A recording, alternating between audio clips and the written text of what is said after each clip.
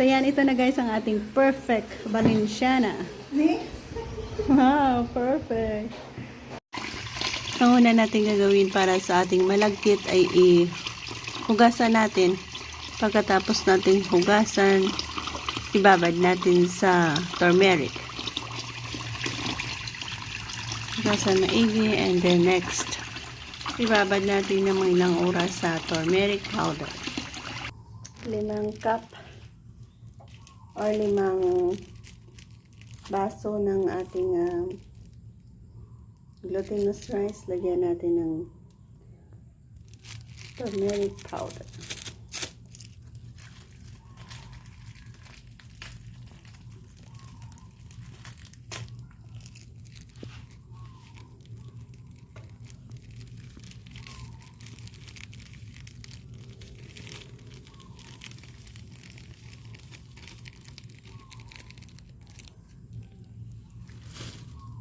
And then, haluin ulit natin. Gamit ang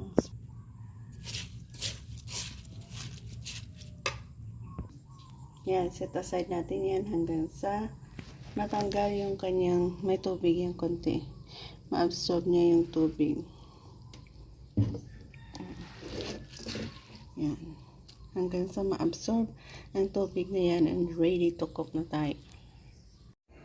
Yan guys, magsa-start na tayo sa pag-isa ng mga ingredients na ating i-add on doon sa ating Valenciana.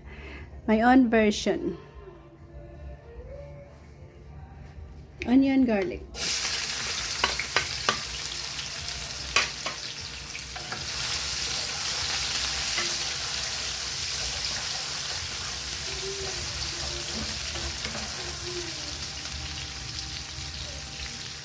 Ito yung ating mix pork and chicken na na-marinate na natin sa soy sauce, black pepper at konting asin. Next, pwede na natin i-add ang atay ng ating manok. Atay ng manok.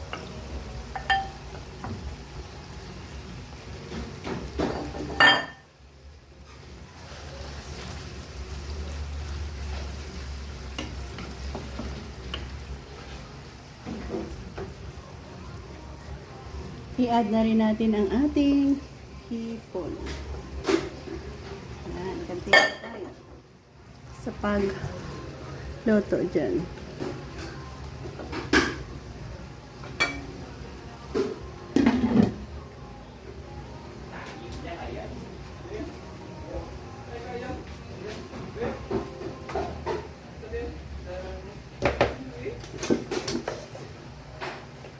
Para sa saktong sukat ng ating tubig ni add on doon sa ating ginigisa, kailangan nating sukatin ang ating malagkit na bigas. Dito natin ituin.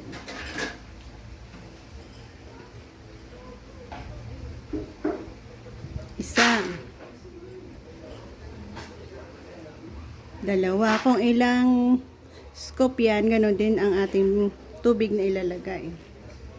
3. 4. Ito ay sinok natin ito sa turmeric.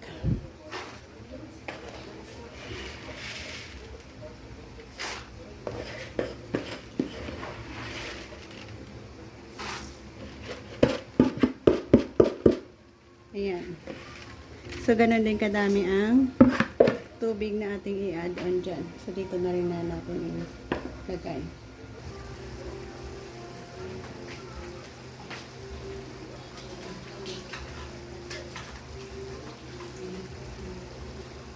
Oyster sauce.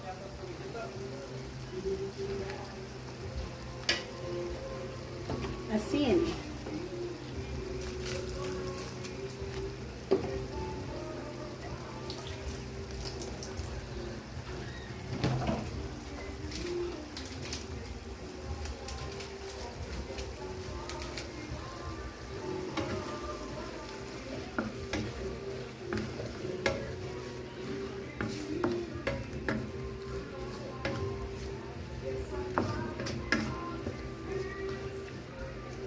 Lagyan natin ng tubig.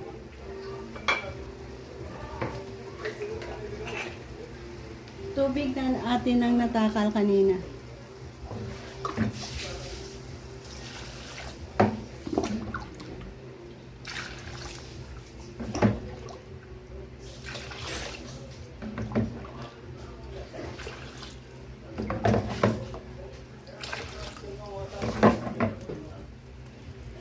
Ayan, ganyan kadami yung ating tubig niya add-on.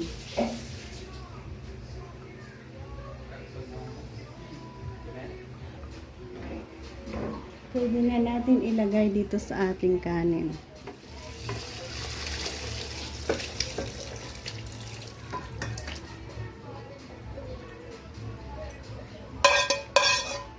At isalang natin ito sa mahinang apoy hanggang sa maluto. Nilagyan natin ng dahon ng saging ang pinaka-bata niya. Yan, sa malaking kaldero, takpan, lutuin sa pinakamahinang apoy hanggang sa maluto. So, mayroon pala tayong i-add-on na dry peas. 2 can na dried peas ang ating i-add-on dyan.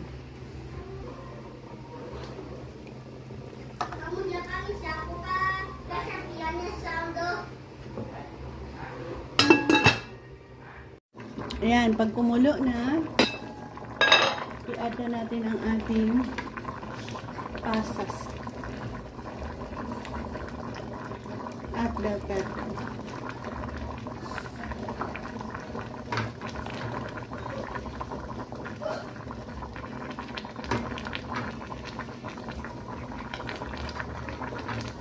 Continue tayo hanggang sa mag-dry.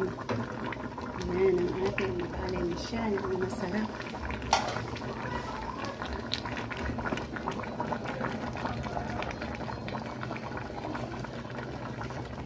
Yan, ito na yung ating Valenciana ready to transfer.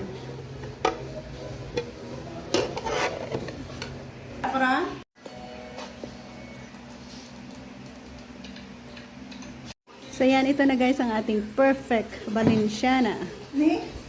Wow, perfect.